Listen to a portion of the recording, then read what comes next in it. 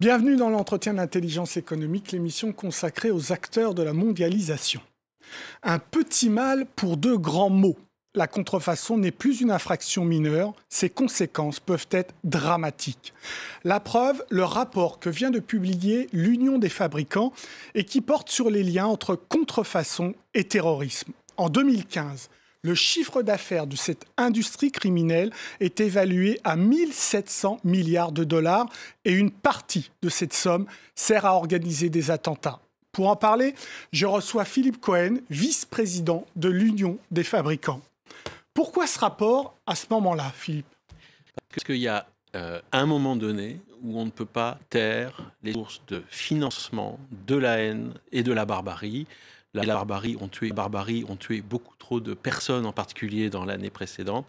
Et notamment que représentant des industries de la création et des noms et des marques, c'est de pouvoir aider à comprendre comment est-ce qu'on démantèle les réseaux de la haine, comment est-ce qu'on coupe à la source le produit qui fait qu'ils ont les moyens de pouvoir commettre leurs actes de barbarie. C'est un lien que vous sentiez depuis un certain nombre d'années quand même. Ça fait presque une dizaine d'années qu'on en parle. C'est difficile aussi d'en parler sans avoir des preuves tangibles. Aujourd'hui, il se trouve que les instructions des affaires sont assez mûres pour pouvoir avoir des preuves tangibles, parce que nous respectons le principe de la présomption d'innocence. Et donc, aujourd'hui, nous sommes enfin entendus. C'est pour ça que nous avons voulu sortir ce rapport qui fait une trentaine de pages et qui émane justement des sources les plus fiables, Europol, Interpol, ONU, etc., et avec les gouvernements, avec le parquet, pour dire qu'aujourd'hui, il faut mettre la lumière sur les sources financières qui font qu'on peut acheter des armes, financer les planques également, et les moyens de transport pour amener le sang et la barbarie sur nos contrées. Un petit mot sur ce qu'est l'Union des fabricants. Alors, c'est une association qui a presque 150 ans aujourd'hui et qui avait été fondée par l'industrie de la pharmacie et de la manufacture du luxe à la base, y compris avec Louis Vuitton et d'autres. Et aujourd'hui, nous avons presque 200 membres.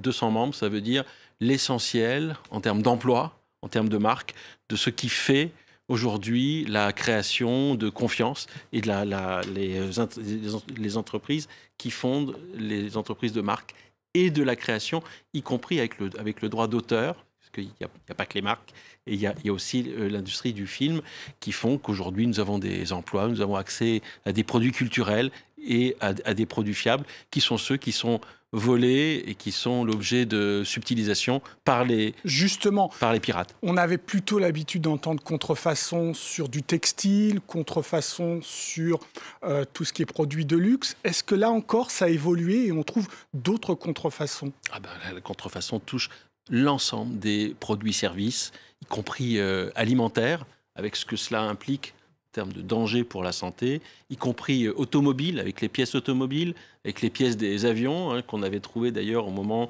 des crashs très importants que nous avons connus en France, par exemple, où on s'est aperçu qu'une des pièces qui avait causé le crash était une pièce contrefaisante. Et les terroristes, eux, ils s'intéressent plutôt à quel type de produit? Alors, c'est très varié. La cigarette est un des produits clés.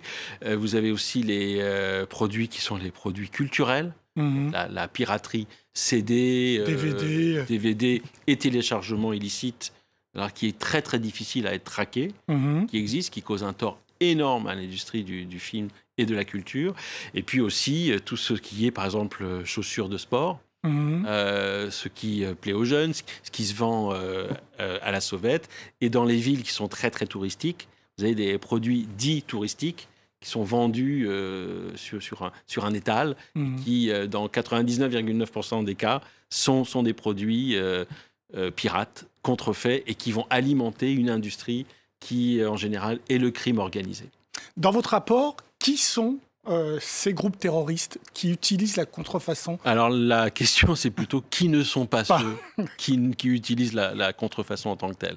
Si vous prenez notre rapport qui se trouve sur unifab.com, qui est très facile à être trouvé en français et en anglais, vous verrez les acronymes que nous connaissons tous, c'est-à-dire ISIS, Daesh, Boko Haram, les FARC également, Colombie, Inde, Pakistan, et puis l'État Puis vous remontez dans l'histoire islamique. jusqu'à l'IRA aussi. L'IRA également. Donc c'est qui était phénomène. aussi connu pour faire des ventes de produits qui étaient contrefaits. Pourquoi? Parce que c'est un argent facile et culturellement, et c'est là qu'on a une vraie mission en tant qu'association, on a du mal avec les pouvoirs publics à expliquer que contrefaire une marque, contrefaire un film, c'est-à-dire vendre un film sans avoir payé les droits, c'est un problème politique, c'est un problème social, c'est un problème éthique, c'est un problème pour vos emplois, c'est un problème pour les taxes qui ne sont pas payées et parfois pour votre santé. Et on a du mal parce qu'il y a une espèce de mythologie que le pirate, il est un peu sympathique. Il est un peu Robin des Bois, ce qui n'est pas du tout le cas dans notre affaire. Et justement, vous pensez qu'il faut être beaucoup plus sévère dans la législation pour réprimer ces crimes de contrefaçon? Oui, parce qu'on n'a pas été assez écouté lorsque l'on disait qu'il fallait relever les moyens d'enquête, relever les sanctions, relever la partie campagne en termes de sensibilisation.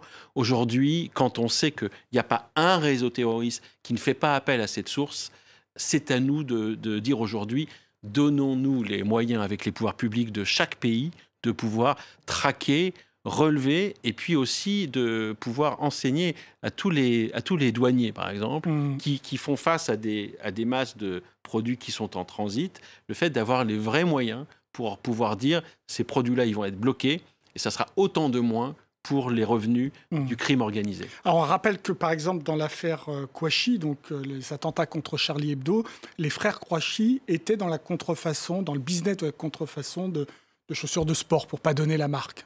Absolument. Et c'est ce qui ressort de l'enquête. Il se trouve même que lorsqu'il y a eu des appréhensions à Molenbeek en Belgique, il y a eu aussi des actes de contrefaçon qui ont été clairement évoqués. Et donc, dans beaucoup de cas, c'est carrément le seul moyen de revenu. Ouais. Et alors, ce qui aussi implique un autre débat, c'est le débat des microcrédits, des moyens financiers, de l'anonymat des emprunteurs. Et donc, il y a une responsabilisation des entreprises de l'Internet et du financement bancaire. Et également, lorsqu'on parle aussi, parce que vous avez le web du haut et le web du bas, le web du bas, vous savez, c'est ce qui est avec Tor, qui est un moteur de recherche qui est un peu moins connu que l'autre moteur de recherche dominant, et qui permet de pouvoir avoir accès à des moyens d'une anonymisation, c'est-à-dire le fait d'être invisible, beaucoup plus facile. Pareil avec la partie financement. Lorsqu'on se finance avec des moyens de l'Internet, un peu comme ce qu'il y avait dans le passé avec le Club Med, où on arrivait à payer avec des billes, avec des perles, ici maintenant on paye avec des unités de valeur financière sur Internet, ce qui permet de pouvoir effacer toutes les traces.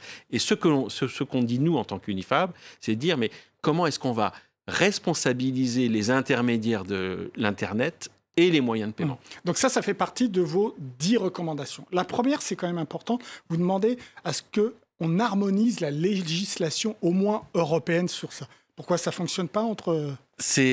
On est au balbutiement de la coopération et de l'harmonisation. Pourquoi? Parce que chaque État-nation, il y en a 28 en Europe, et il y en a plus dans le monde entier, veut dire qu'ils sont chefs, ils sont souverains, et donc il y a une difficulté à trouver des accords communs, et aussi parce que au Parlement européen, nous avons, en tant qu'entreprise de la création, beaucoup de mal à convaincre que la création doit continuer d'être défendue ardemment.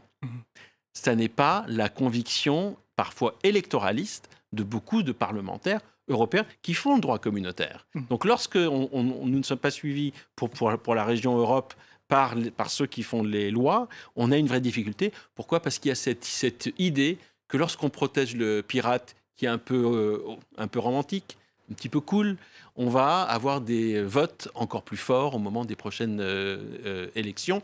Et c'est bien contre cela qu'on s'insurge, pour que les pouvoirs publics, nous en tant que société civile, puissent être sensibilisés au fait que lorsqu'on touche à la création, on touche à la société dans sa structure. Les pouvoirs publics, ça n'a pas l'air d'être les plus difficiles à convaincre. En revanche, les plateformes Internet, là, il y a un très, très gros travail.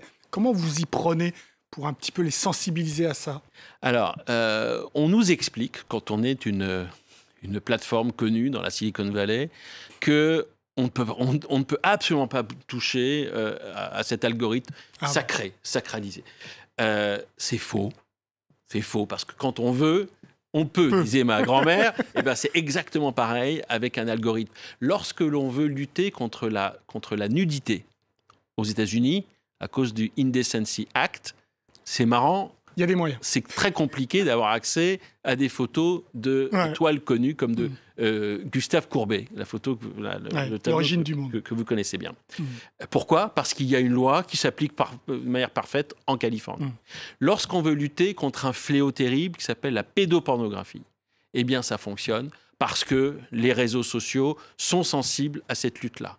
Notre but, c'est de dire qu'il n'y a pas de raison que le financement du terrorisme n'ait pas le même statut en termes d'interdiction et en termes de remède que la pédopornographie et a fortiori que la nudité. Merci beaucoup Philippe Cohen. Je renvoie donc nos téléspectateurs à votre rapport Contrefaçon et terrorisme. Pour l'heure, l'émission est terminée, mais comme d'habitude, vous pouvez la retrouver sur france24.com. En attendant, restez avec nous car l'information continue sur France 24. Au revoir.